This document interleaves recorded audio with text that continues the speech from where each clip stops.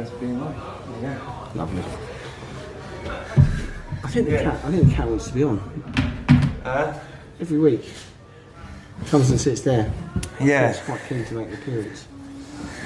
Well, he has been on. Oh. Has he been on already? Well, I think he's just sort of walked across and I just sort of scratched his back a little bit, and then that was it, really.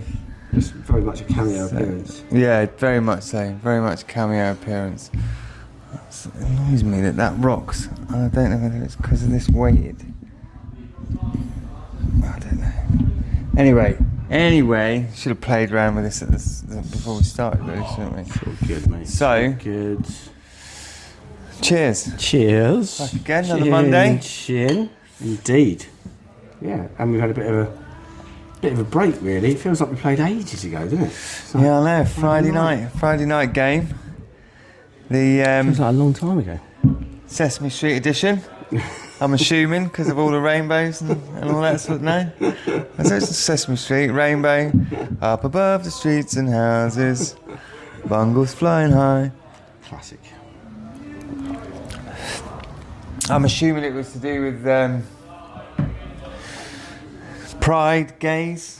What was it? Laces. I mean, they did all of it. They had the whole lot going. Rainbow laces, isn't it? I think. Yeah. They had rainbow laces, rainbow flags, rainbow fireworks, rainbow. I missed quite a lot of that. Okay. And then we had little rainbows underneath the scores and on the big screen. Oh. Rainbow armbands. You can see how observant I am, can't It you? was I've probably noticed one of those things. Rainbows everywhere. Fucking rainbows everywhere. I thought it was like Kids' Day or something. But no, apparently it's for the gays. Or it's a lot now. Is that why Southampton wore a pink kit? Or is that just genuinely their away kit? Yeah, I don't know. I don't know what. Honestly, I have no idea. If they did, nice touch. Right, fair play. I don't know what it's supposed to like. What it's supposed to promote.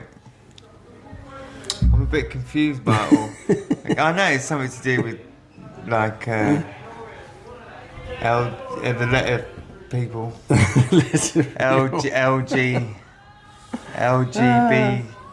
LGBTL.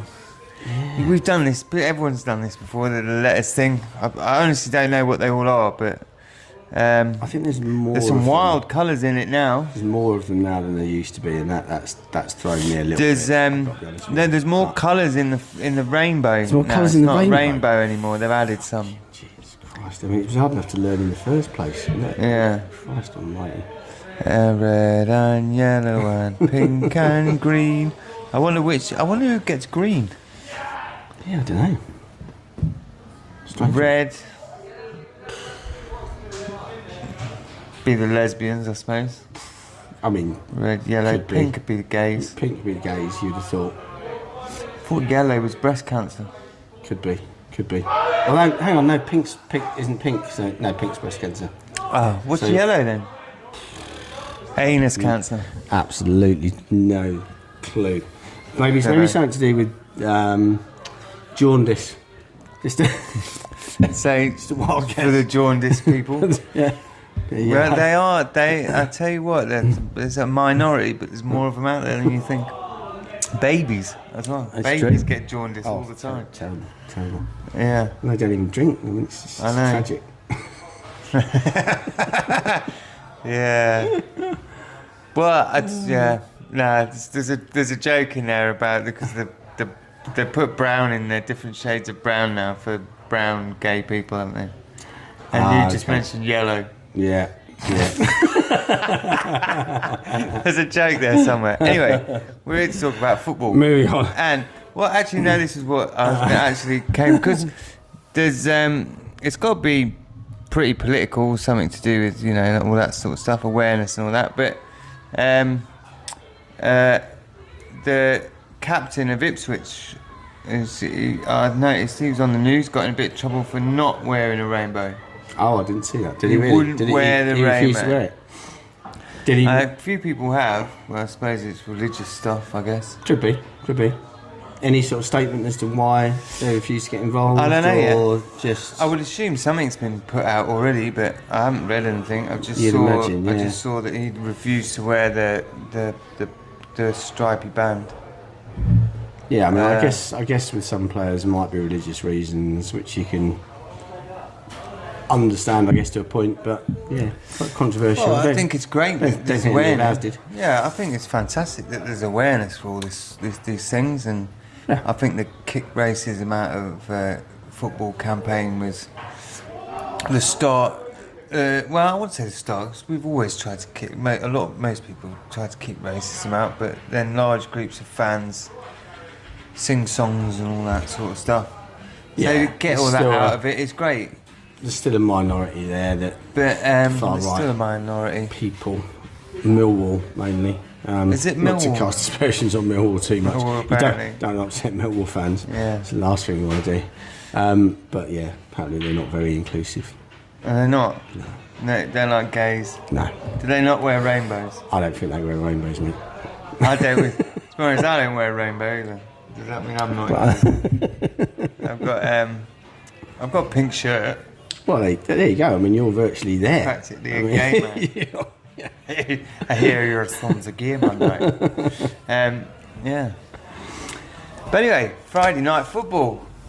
Yeah, I quite enjoyed the fact that it was Friday night Mate, football. I did. Loved it. We haven't really had that since Championship days, as far as I can remember. I mean, and we probably won't get it again this season. I think it's quite a rare thing, isn't it? Yeah, Friday night football. I had a good night. I didn't do much. I did a little bit of like. I said no one would give me interviews on Friday. Really? No, couldn't get a one. Everyone just wanted to go straight in the stadium. Well, I suppose the fact that people are coming straight from work and it's all a bit rushed and everything else, maybe. But still. they're all desperate to get a drink in before the game and all that sort of stuff. True. They were all. That's true. They were all that's the heading thing. up there. I'll stick that underneath that's there. why it's just having a bit of a wobble. I think it's the weighted thing. It's having a little wobble. We'll see if we can get the weight distribution. No. Beer mats. Beer mats, so it works. There you go. Everything. Solved the problem. There you go. Lovely. We might need to get a bit closer there. Lovely. Right, there we go. That's Sorted. better. Right, start again. So, Yeah. Friday night football. I thought it was good. I used to enjoy that in the Championship. I thought, because everyone's up for it, aren't they? You haven't. Yeah, I was definitely up for it. Yeah, Especially as we thought. a lot of people aren't working Especially next as day, we so- thought we would get 3 points and we'd be second in the Premier League by a good distance. But unfortunately, we just got second and not really the game I expected. I kind of knew that was going to happen, though.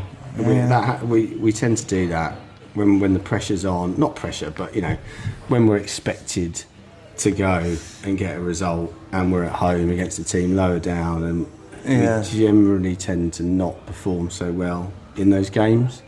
I didn't think we were bad at all. I thought we played well. Okay. Southampton played really well. There was a few decisions we got let off. Us, We did get let off with that VAR decision. Yeah, I mean, there's been a lot of debate about it. There's no debate. It should have been a goal. But I think the issue. I don't care that I think it's great that it wasn't, but there's no debate there. The law, as it's written, is interpreted it right because he's potentially going to put the keeper off. Or change the keeper's thinking, so because he did get a touch on it. So I get it. Like from the letter of the law, he's right, but is the rule right? I suppose is the issue because it was so. I don't know. For me, if that was us and we were denied a winning goal, you just fuming. go fuck off. Like what? Yeah, I can't see when I first looked at it and first showed it on the thing. I thought it was fucking miles offside. But then when you look, because they just show you a still picture, and then when everyone goes back over it and you watch it on Match of the Day and all the rest of it, we got away with it. It was a bit of a But on the same, they could have had 2 players sent off very easily. Two foul, second foul on, I can't remember his name, but the foul was on João Pedro. That was a clear yellow card. And he was already on a yellow. He should have been sent off. Yeah. And he scored. And he scored. And then Matoma, second half, again, someone fouled him on a outside the box on a yellow, and he should have got a yellow. So one wouldn't have happened without the other, but they should definitely have had one man sent off. Yeah. Without a shadow of a doubt, they should have been down to 10 men. Yeah, I agree with that. The ref didn't cover himself in glory. No, and VAR yet again, I don't think covered themselves in glory. But the decision is what it is. At the end of the day, I don't think either team has got anything to complain about. Because, like I said, we got away with it. I would be fucking fuming if that was the other way around. But the VAR decided, and that's what it is. It is what it is. But also, I'm pretty pissed off that they weren't down to 10 men. Yeah. Because I mean, Down's first yellow was not as hard. Was the tackle weren't as harsh as the second one? The second one that he didn't get. And he didn't get a yellow for it. I know. All we want is consistency. It's not a fact of right or wrong or this or that. We're always going to debate stuff, and we're always going to be pissed off. And human error's got to come into it to a certain extent. Yeah. Because it's not an AI thing that is just making a decision for you, and that's it. There is still people sat in a room making a decision on whether it's this way or that way. And they debated it for a long time. They debated it for about 5 But the consistency in our refereeing, European refereeing is much better. Yeah, no, it is the bad. English referees seem to just want to be in the headlines. I think Hösler, and I didn't see it, but I just read about it afterwards. Hösler and Martin had a bit of a spat.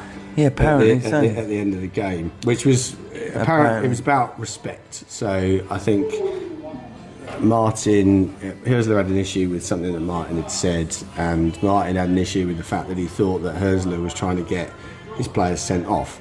Well, in actual fact, he was just responding to the fact that they probably should have been sent off.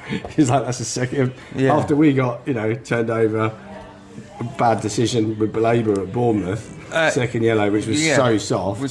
He's just, again, the manager's just saying, I just want you to be consistent. If that's a yellow card, then how's that not a yellow card? So I get why he was frustrated and angry, and obviously he wanted to win the game. But that's another bad decision that a pivotal player should have been involved in that game. It wasn't involved in that game. Could have made the difference. And Southampton, I'm not just saying it was because I'm Brighton, but I'm saying that's affected Southampton. Bad decisions affecting them. Bad decisions affected.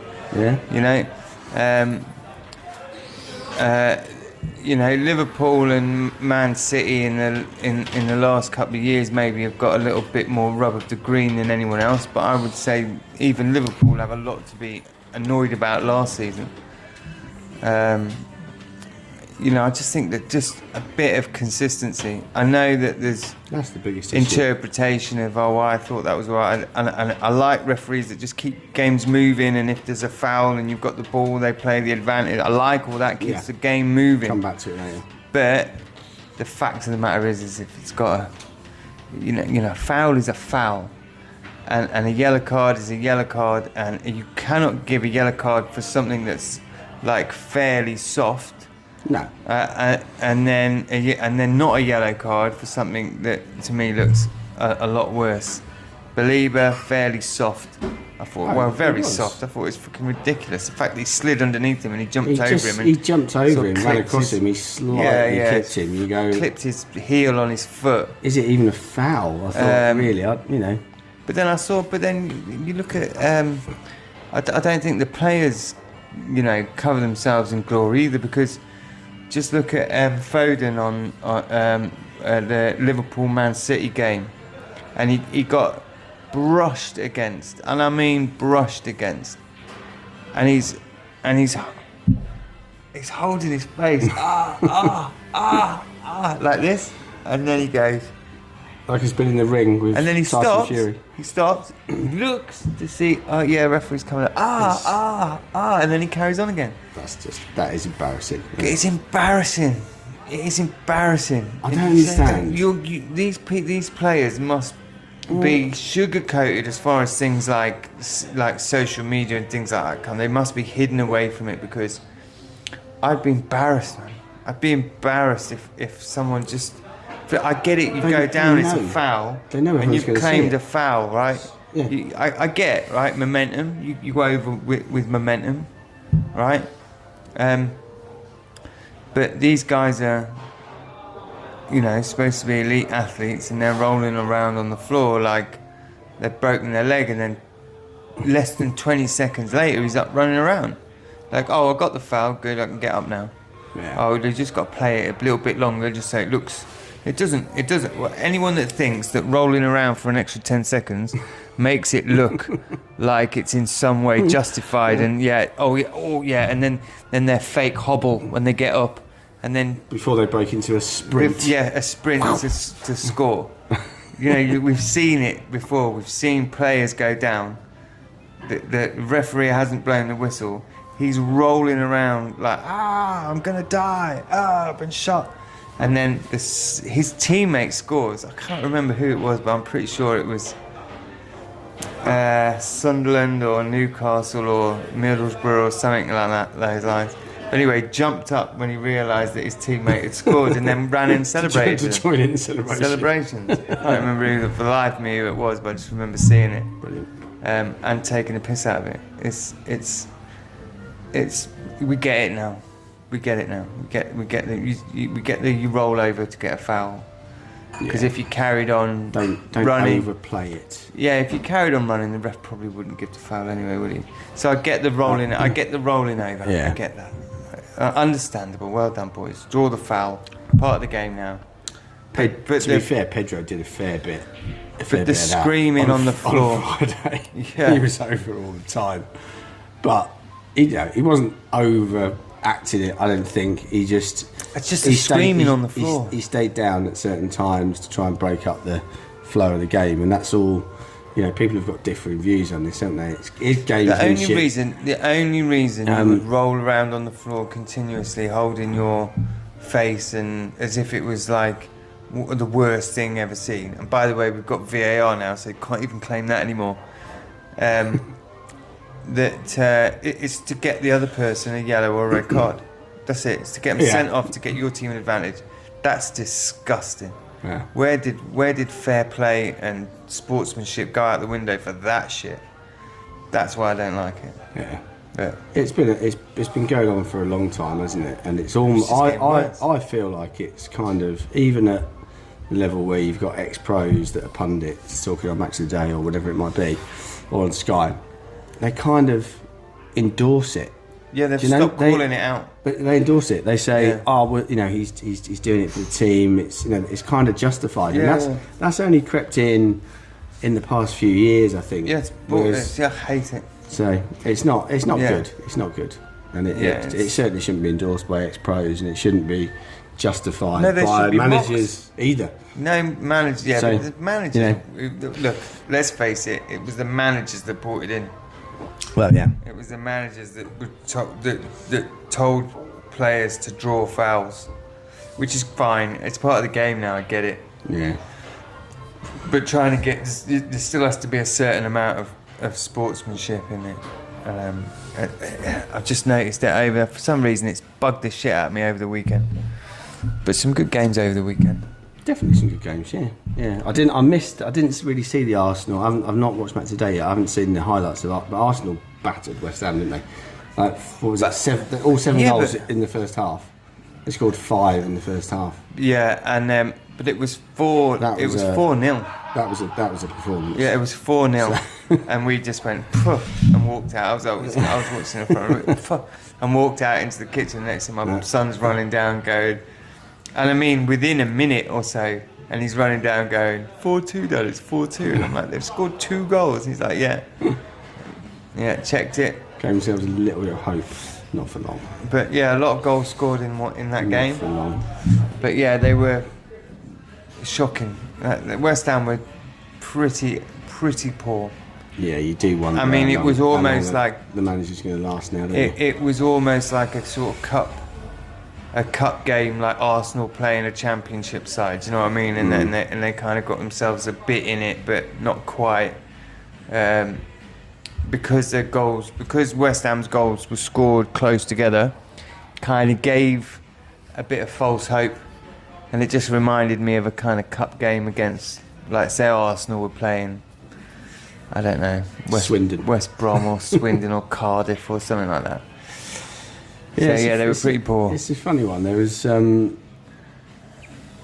it's West Ham and Spurs, actually. You think, Spurs won 4-0 at City. Okay, well, everyone's beating City at the moment, but it's still no mean feat to go to the Etihad and beat them 4-0. So they go and win 4-0 there. West Ham, last Monday when we were here, West Ham shock everyone and pummel Newcastle at St James's Park and win 2-0.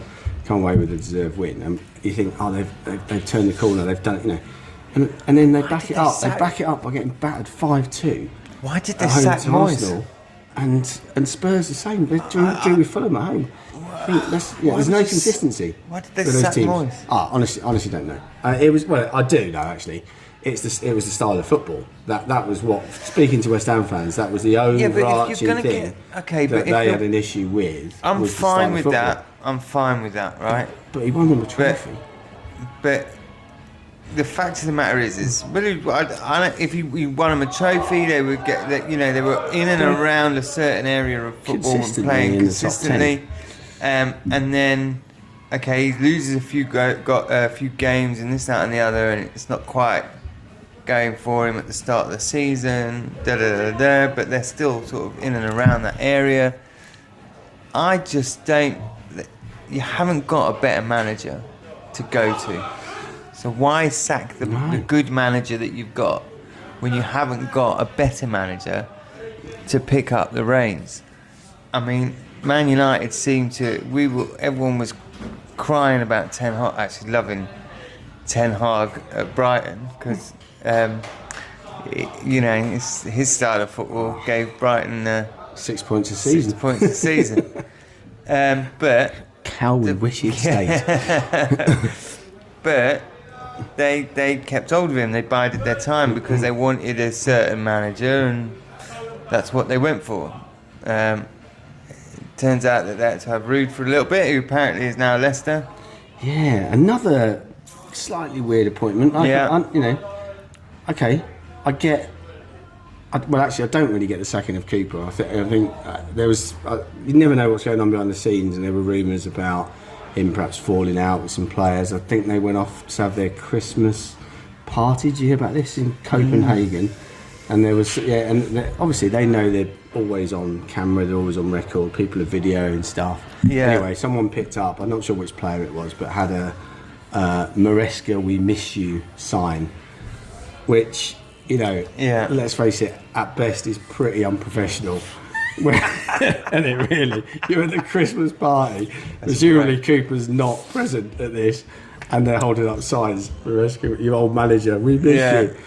So there was, I don't know, there was obviously some stuff going on. Anyway, they got rid of him. I think he's a good coach. Whether he's top flight manager right now, I don't know. But again, Van Nistelrooy, I don't know, he might prove me wrong, but I don't really get it. It's like, well, he was number 2 to Ten Hag, right? So he presumably had quite a lot of influence on the Man United team while they were having one of the most shocking periods of their history.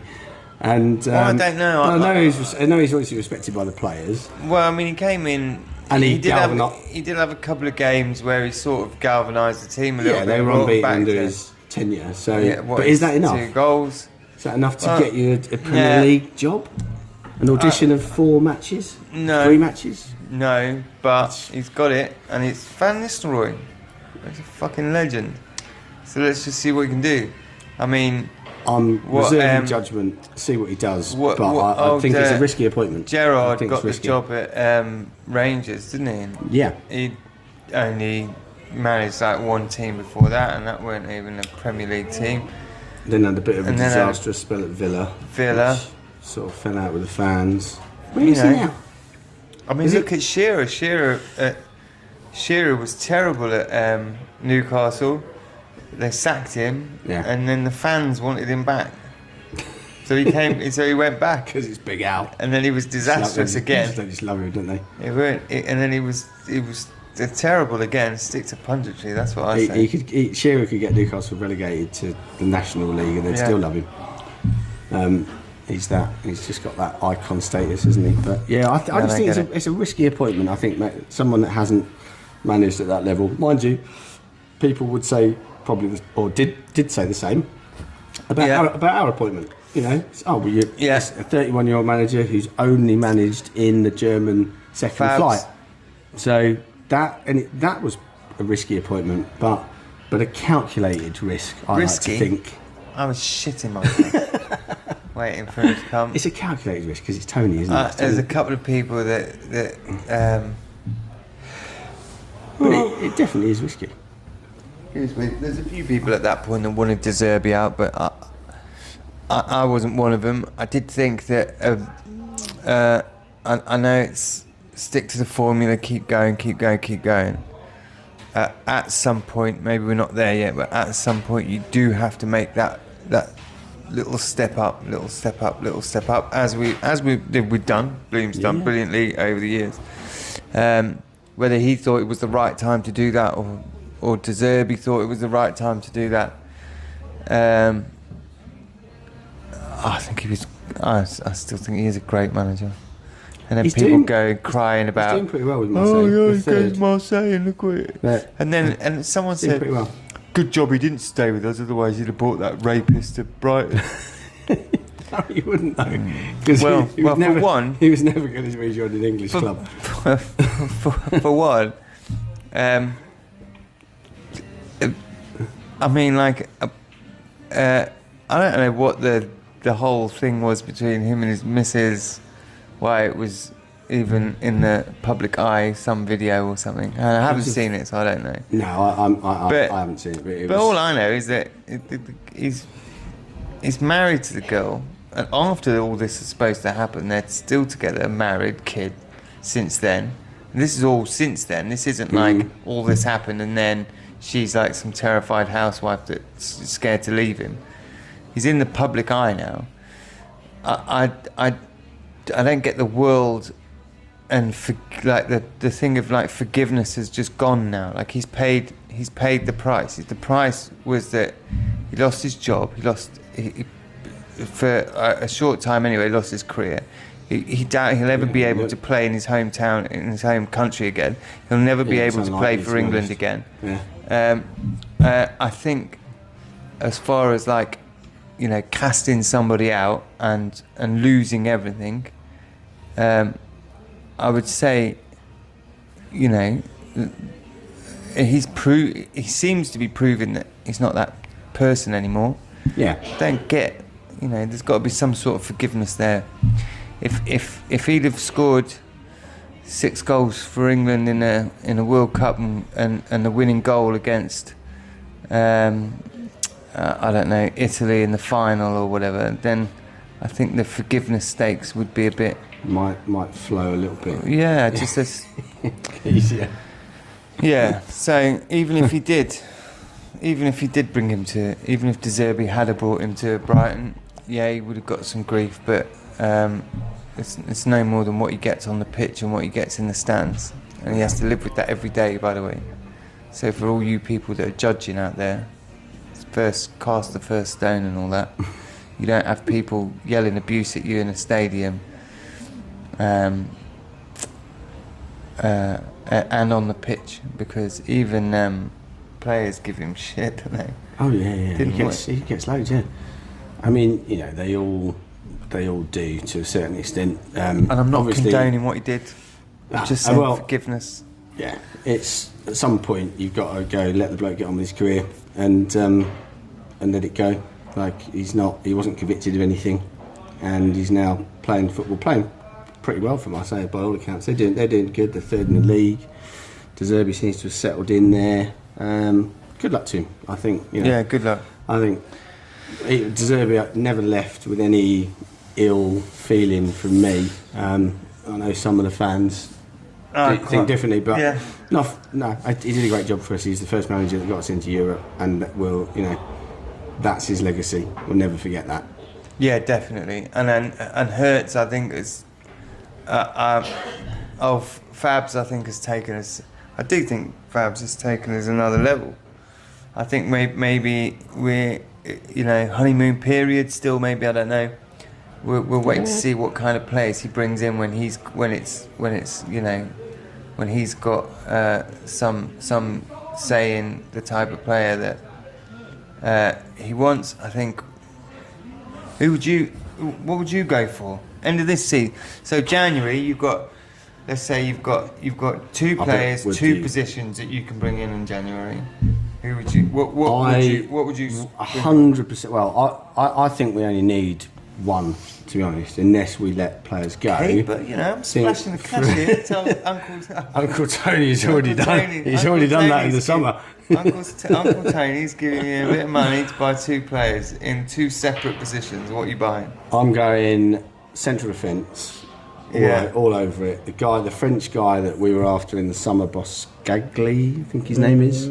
He's 26. He's a little bit older than some of the players that we traditionally buy, but he's experienced. He's played in the Champions League. He plays for PSV. He's got 6 months left on his contract. What was the player? So Man City, when they were played in Europe and they drew.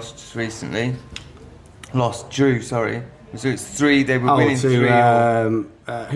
Anderlecht. Was it Anderlecht? They were winning 3-3. Yeah. And then they ended up drawing the game 3. They were winning 3-0. Sorry, and ended up drawing the game 3-3. Yeah, in the last 15 minutes. Was it their centre back scored one of the goals? Yeah, I don't know what his name is, but I know you mean. But yeah. I mean, Anderlecht have got history. He was superb. Company came from Anderlecht, didn't he? It's a company. He was a bit of a Rolls Royce. He was superb, mate. But I do grab him before he gets picked up by someone else. Is a position I think we need a bit of cover in, because we know that Dunk's not at the levels that he was at in previous seasons, and Igor's stepped up and he's been brilliant. Van Hecke's probably been our best player, outstanding. But if we get an injury to any of them, then we've got a problem. We've only got, we had Rui McConneville, the Northern Irish kid, on the bench on Friday. Unfortunately, he's 18. I think that's kind of where it went wrong on Friday. Yeah. The changes that happened, I think, especially defensively. Yeah. Putting Van Heck out on the wing. Yeah. It was so weird seeing him play right back. He looked totally lost. Yeah. I didn't like that at all. It didn't work. No. I thought that I know he's changing things around and stuff like that, but change it around when we're 3-0 up, not 1-0 up, and getting hit heavily on the break as well.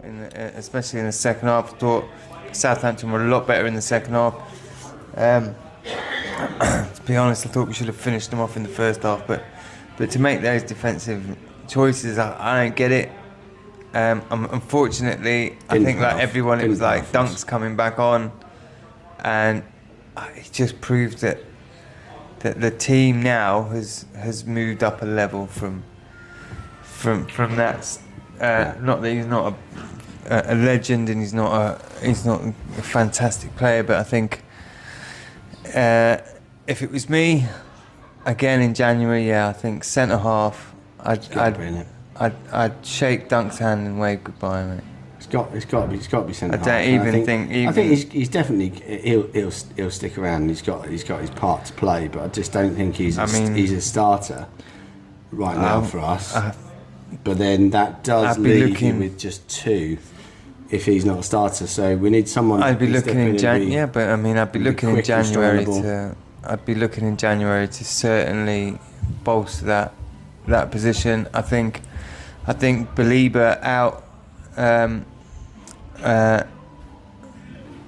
showed us that we need a really good holding midfielder. Yeah, it's probably the only other area, because we've got players that we've got players that can finish. We've got players that can score goals. Yeah. We've got wingers that can press.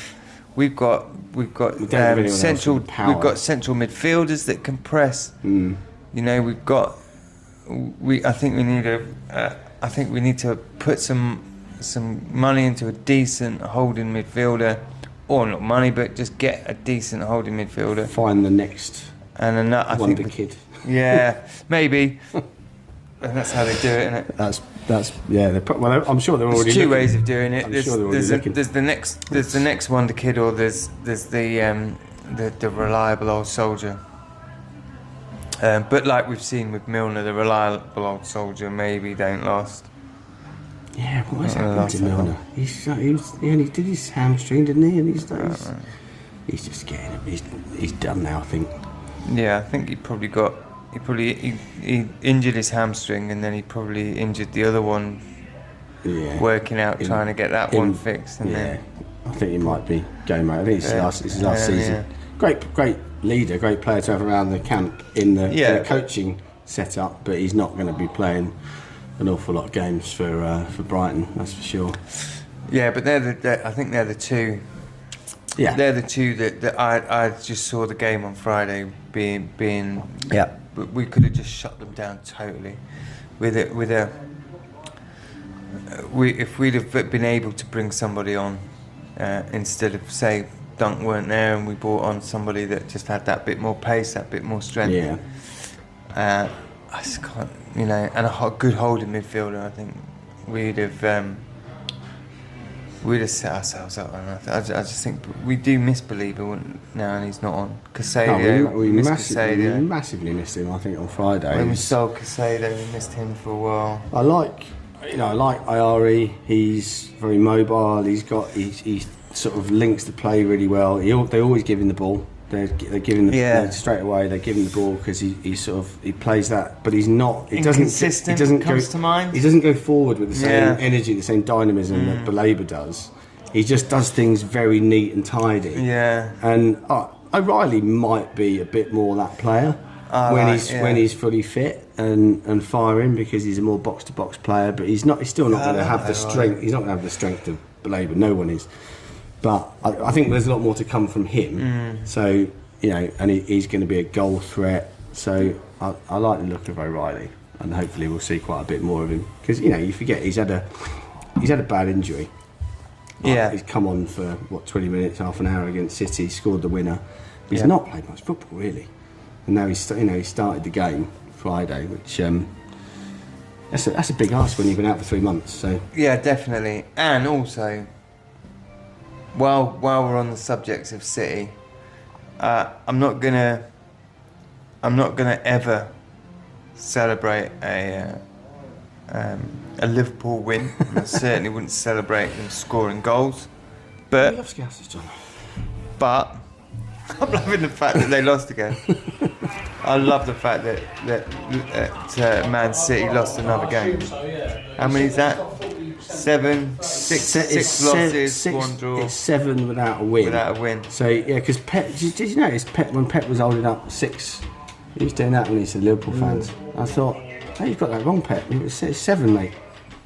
I think he was talking about league titles, but I'm surprised no one. He was singing, "You're getting sacked in the morning," and then he was just like, "Yeah, we'll see." But he's got every right to, and it was funny because we were singing that to him as well.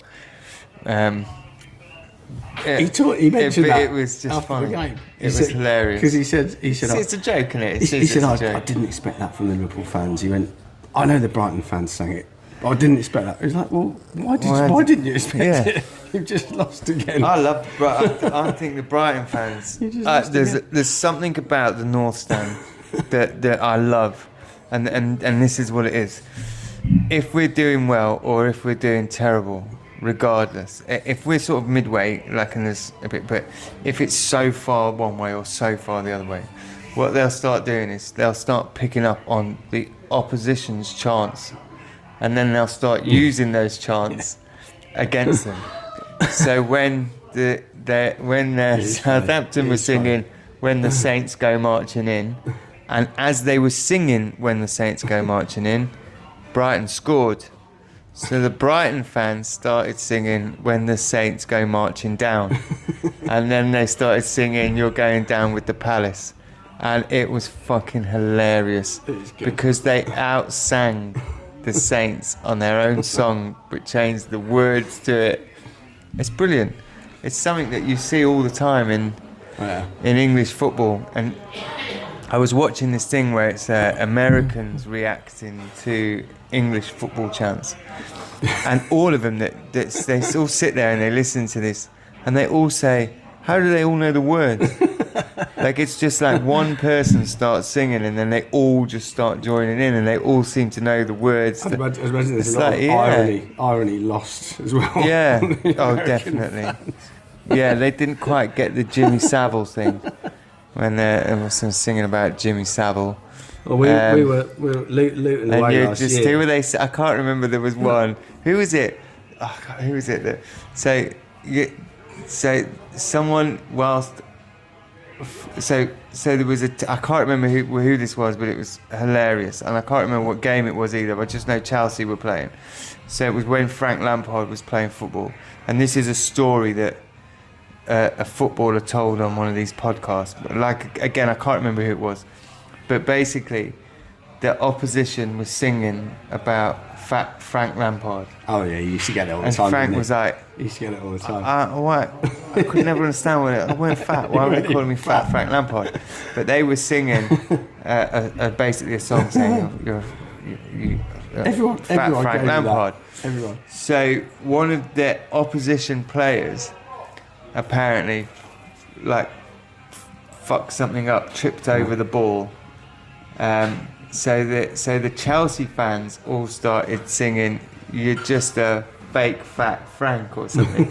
So they'd say they're mocking the other one by taking it away from their own player. "You're just a shit fat Frank" or something like that. And there's all sorts of stuff like that. But how do they know to just join in with that? And you just do. Yeah, It's some guy will shout. Literally takes one person. Yeah, to so do it, one and you're guy like, will shout loud enough, and that's funny. everyone just knows That's funny. where it's going. Yeah. It's It is a beautiful just, thing about football. It's fantastic. It is funny. We were singing to the Luton fans at the end of we lost 4-0 at Kenilworth Road. Yeah. And there's only about 1,000 of us. Obviously, it's tiny ground. And at the end of the game, we lost 4-0. And someone shouts from the back of the stand, "You see, near Albion, now fuck off home." So we all start, everyone behind the playing goal is singing this to the Luton fans. Over in the corner laughing, actually just clapping us. They're like, "Yeah, fair play." That's quite funny. Oh dear. Well, Gotta love it. what we got coming up then? Fulham away on Thursday night, which we touched on the fact that we like. Hello, Pat. All right, Pat. Touched on the fact that we like Friday night football. Thursday night football can Yeah. fuck off. Well, it's an away game, isn't it? It is an away game, yeah. So, yeah. So it's not too bad. Not too much. Oh, travelling. it's Fulham, so it's not too bad. It's Fulham, you know. Like I said to you earlier, I've got to come back from work and then head back into London, but it's close. It's not. Yeah. You know, so Fulham, Thursday night, I get it. We're playing Ipswich on a Thursday night in January the 16th. I was trying to work out the travel plans for that earlier, and it just blew my mind, so I gave up. So yeah, we've got that one Thursday, and then we've got a little trip to Leicester, Ruud van Nistelrooy's Leicester. Rude's Leicester On Sunday. Why? So- Why have we got the new manager? The new manager bounce. syndrome. Yeah. I know. I hate it. I fucking hate new manager syndrome.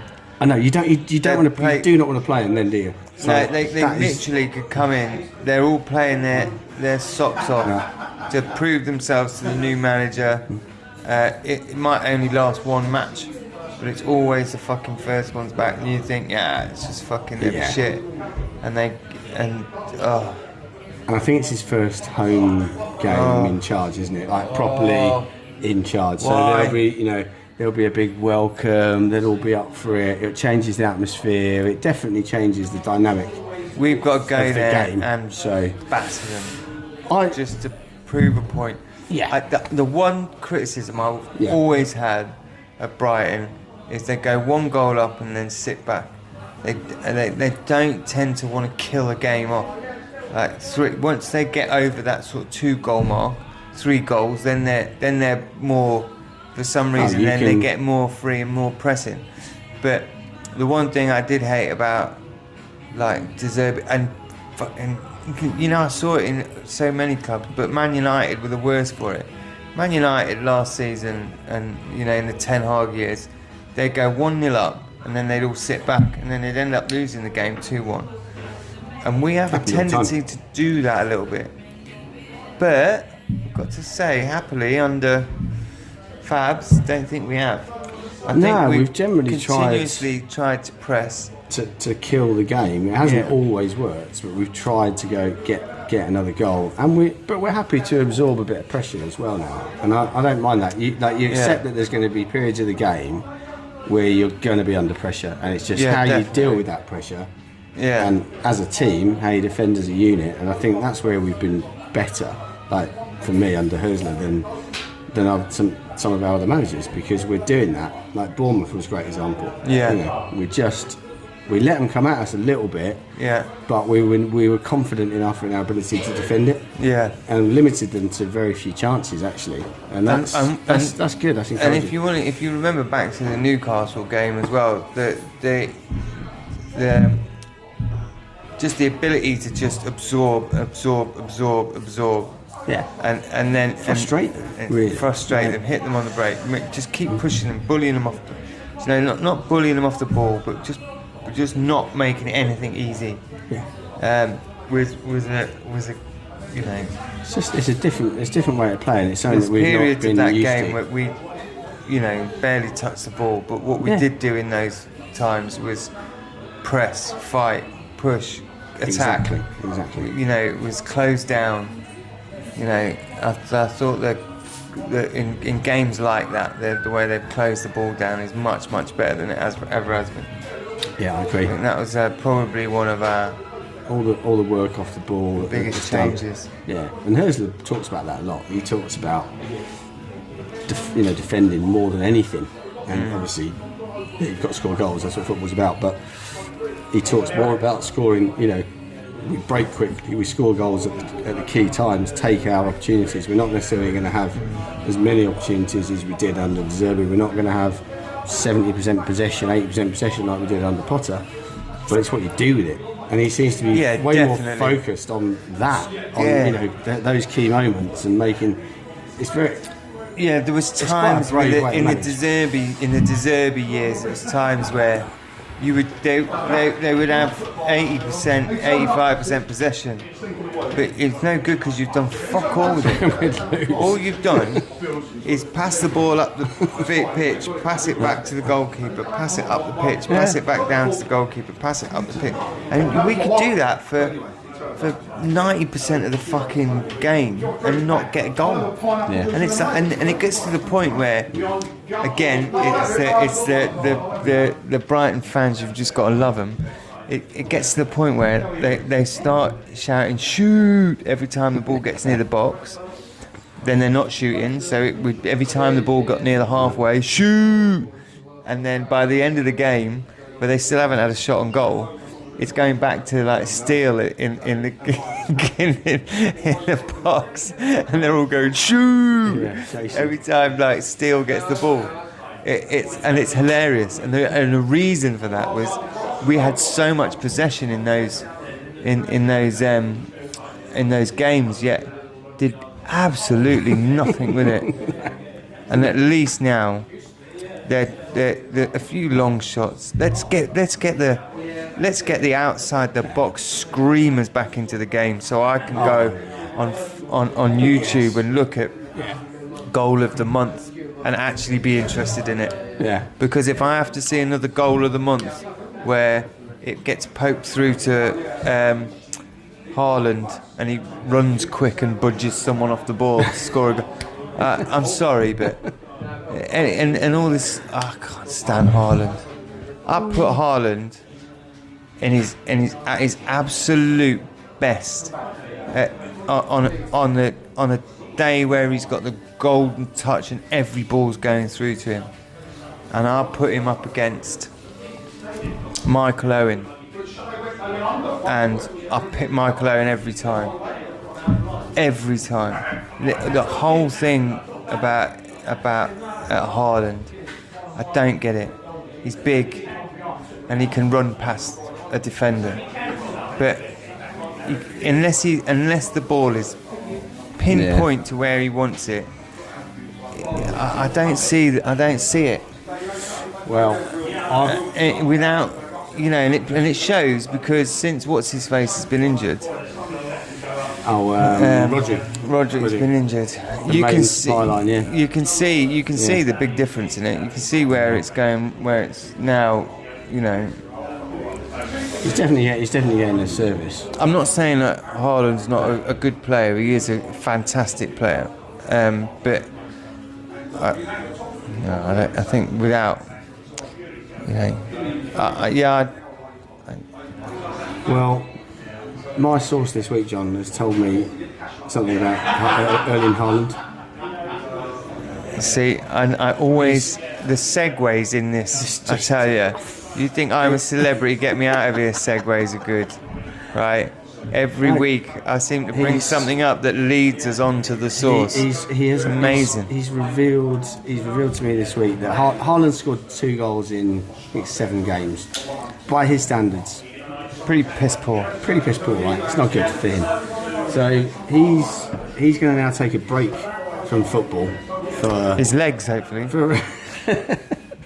For around 6 weeks. Yeah. And he's landed himself a role in a Is he going to concentrate on a different career? Yeah, he's landed himself a role in a pantomime. And in the Triangle Theatre in Chorley. It's not even a good one. It's an adaptation of Snow White in the pantomime theatre in Chorley. And he's landed. Is he the fairest? He's a new role because they've adapted it. He's playing some sort of petulant child, almost a baby. And he hasn't had to do any rehearsals or anything at all. He just walks in there and just does it straight in there. Yeah. Mirror, mirror, mirror on the wall. Who'd want to give Rodri a call? So, yeah, that's what he's going to do. Please come back so I can score. He'll return in January. Mirror, mirror on the wall. Please give Rodri a call so he can come back and I can score. That's the basis of this pantomime. And so I mean, who brought you this tasty morsel of information? I'd go and watch that just to boo. I thought you were going to say that he was going to be. I was going to say he's not playing Snow White because he is the fairest of them all. He does have fair skin and blonde hair, so obviously he can't play Snow White anymore because he's not black or Hispanic. And hang on, I just got to say on this one, I've seen this Snow. Have you seen this Snow White? I've got no problem with the Snow White having different coloured skin. For some reason, that's an issue for some people. Not a problem for me. Not a problem for me. No. My problem is that Snow White's supposed to be the fittest one, right?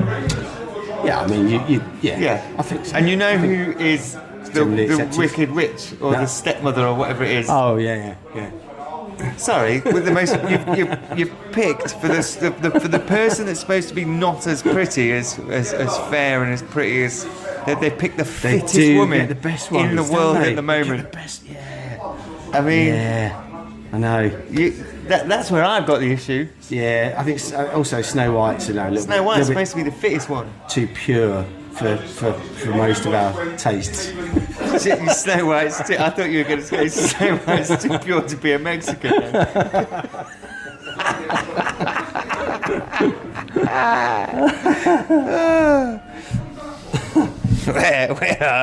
Where? This house is too dirty. I do not like it. Oh no, it's Africa then. I should stop doing accents. So where's your sauce come from then? Well, this week get kicked off. This week it's come from Frank, straight from Frank, red hot original sauce. It's not in your directly from Frank. I've taken every sauce home. There's not a cat in hell's cars. I've taken that home. I dipped my finger. In a couple of episodes back, his sauce is one of the first ones. His sauce was a peri-peri medium, right? Best one. And I was going to use it the other day for some chicken, and I dipped my finger into it, and I thought my eyes were going to bleed. And it's medium. I honestly, I am so bad with spices. I cannot take a hot sauce. It's not the sauce for you, John. This one. And this is not the sauce for me. This could be. You'll be in trouble. You're in trouble with that one. This is a Frank's. This sauce is.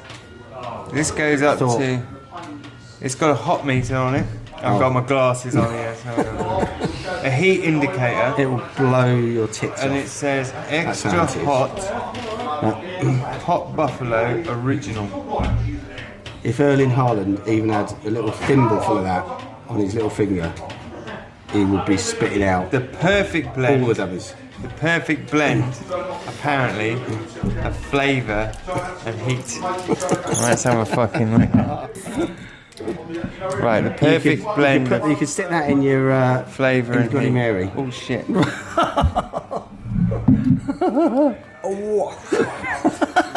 I've got no fucking drink. Do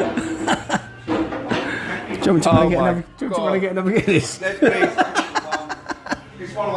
Right, I'm going to go and get John another Guinness because he has just poisoned himself with Frank's red hot sauce.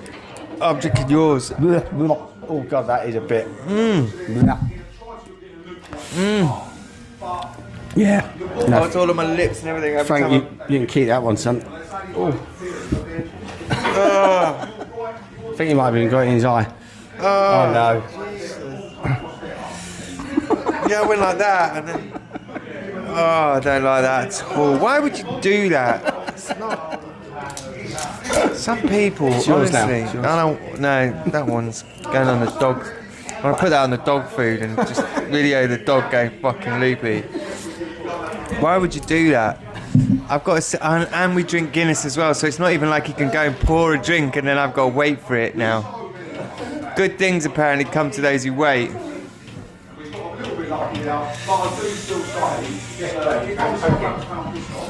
Yeah, I don't like that.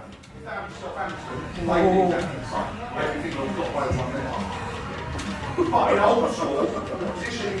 you like hot sauce? It's offside. Do you like hot sauce? What is it? Hot sauce. Nando's? No, it's Frank's Red Hot Original. He bought it in and I just tried it. I think every week. I've nearly killed it. I thought my eyes are going to bleed in a minute.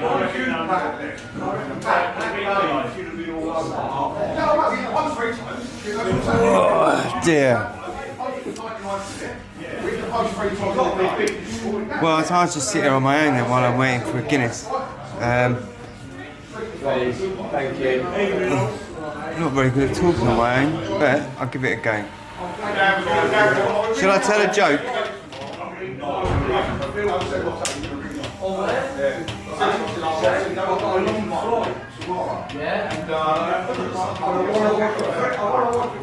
Oh.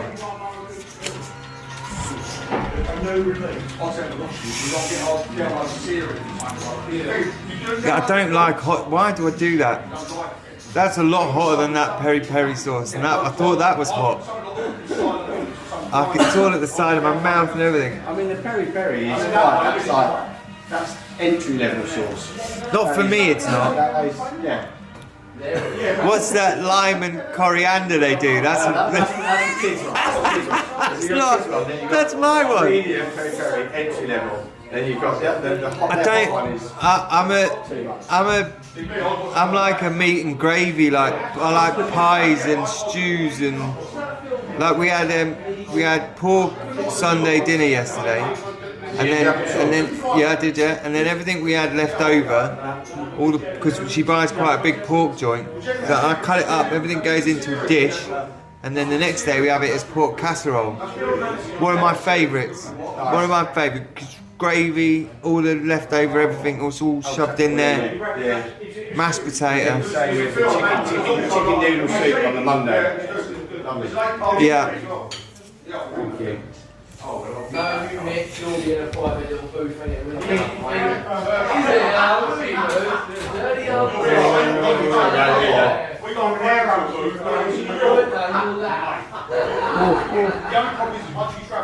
I think it's unfair to the.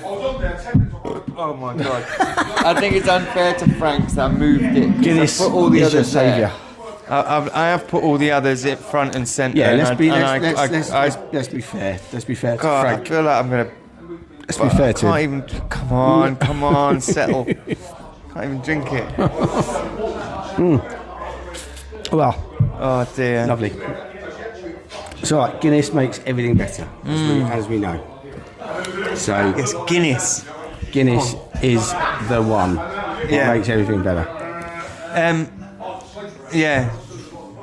Anyway, so I'd go and watch that. I can't imagine he's a very good actor. Oh, he's terrible. No, but he just has to jump on down a lot and stamp and spit his dummy out, which he is actually really good at. As John Paul Van Hecker will attest to. Yeah. Oh no, he is. He is a bit of a big baby. He is. There was. Have you ever seen the film Hancock? Have I seen It's the Will film? Smith. Oh, yeah, I have. Yeah. Will Yeah. Smith, right? And in that film, there's like a little kid and he's bullied by another little kid, and to sort him out, Hancock gets the little kid and throws him in the air, like really high, and then just stands there waiting for him to fall back to earth. And then the other guy comes out and says, "Oh, you can't do that." And then he catches him and puts him back down. And he's like, and he's like this little. He's like trying to be all like. He's got a French accent and he's going, "You asshole," and he goes, "Call me an asshole one more time," and he goes, "Asshole," and then he throws him up. And then he throws him up into the air. And then when he lands, he's like that. I don't know why I always think of him when I see Haaland. Mr. Haaland. Yeah, he's got long, like thin, like scraggly blonde hair, like Haaland's got. He does look. He's got a real sort of baby-looking face as well. It's just perfect. And the way he runs, He's like, made for tantrums. That Yeah. face. It's like he's never quite grown up. He's just, when when your mum says to you when you're little, if you keep pulling that face, it will stick like that when the wind changes. I think that actually happens to him. He even runs like someone that's been like a kid that's always got their own way with their mum, but then their dad's told them off, and they run to their bedroom. He even runs like that, doesn't he? He does. Windmilling. I might never meet him. I would assume I'm never going to meet him. He might be the nicest, most genuine guy in the whole world, but he does not come across that way on the pitch. No, not at all. No. Did you know he sleeps with his mouth taped up?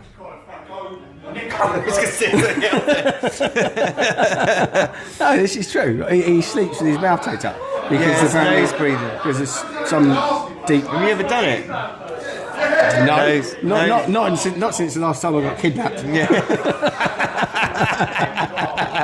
No, I haven't, but my missus did when I forgot about our game and went out to the pub. Came back the next morning, she's like, "Oh, I know I'd forgotten something. Fuck." No, yeah, it's basically like nose. But so basically, a lot of people do it. They take their mouth up when they sleep. They breathe through their nose. Apparently, it does something. Apparently, you get a lot more restful sleep and more oxygen in your lungs. Really? All this kind of stuff. Yeah, I mean, but this is if you are an elite athlete. Like, if I did it, I would just literally die. I'll give it a go and film it. You'll have to be on hyperlapse because I don't think anyone's going to want to sit there and watch 8 hours of me sleeping. Yeah. Here it is. Yeah. So next week's episode is the great John sleeping with his mouth taped up experiment. Taped up, 8 hours of it. I do sleep in the nude, but I've got a very small penis, so you probably won't see it anyway. I'll try it out, and then I'll report back, and I'll let everyone know what it does. If it's safe to try it at home. I say I'll report back. There's a good chance I'll die. But yeah, I'll give it a go and I'll see what it's all about then. Take your mouth up. Breathe through your nose when you sleep. Yes, I don't know. All sorts of. Has he got a beard? No, because he's got a baby face, isn't he? He's I don't think I can do that. And if I take my mouth up, I'm going to have fairly decent tape, right? It's going would have to be hurt when I take it off in the morning. Yeah. Maybe that's the video you all want to see. Maybe it's me ripping that shit off in the morning, like. Yeah, that's gonna smart. I think you might have to be clean shaven for this little experiment. Yeah, difficult one. I've already pissed my missus off today. I'm not shaving as well. She hates me clean shaven, so. Don't do it. Don't do it. I think she doesn't like me shaving my beard off because it reminds her of when she first met me, and didn't run a mile. She's. And I think if I shave my beard off, I look a bit younger, and I think it reminds her of me when me and the missus first met, and I think it brings back I should have left him. I shouldn't have gone back. I think that's what it is. Reliving the trauma. Yeah, I think it does. I think it brings back. Damn it. No, so yeah. Do it. Quick while the goes good, mate. It's yes, I can't shave it off. And so for that reason, I can't do the tape thing because I'm not sticking gaffer tape. Is it gaffer tape? You just use normal, sellotape? Gaffer tape? I'm gonna tweet. Is it some sort of special tape? I'm gonna tweet Erling Haaland and see if he replies. It's very unlikely we he could will. Just go to the we could go to the show and just shout it out when they're encouraging the kids to shout out, we'll just go. What tape do you use? It's behind you. How'd you take your mouth shut, you big baby? I'm sure it'll go down a treat. Yeah. Gaffer tape his mouth. Gaffer tape his fucking legs together. Yeah. Well, that's it then. Games we've done. Well, we've talked about the games. We've talked about Friday. We've talked about the weekend matches. We've talked about what's coming up. Yeah. We've talked about people not wearing armbands. We've got new managers. Good show. Yeah. We've got through quite a lot. Actually. Covered quite a bit. We've done well. Yeah. We've talked about games. Yeah. And some other colours that we don't really understand what they are. We don't understand why they're even on the flag. No. We'll do some research on that and we'll report back to you. That's I would say next week, but yeah, I'm a bit lazy, so it might be a couple of weeks. Yeah, right. Yeah, well, no, it was. I don't like to set myself homework. I think it's pro-Palestine next week, isn't it? God help us. God help us. Trump 2024. Cheers. Cheers. See you on the next one.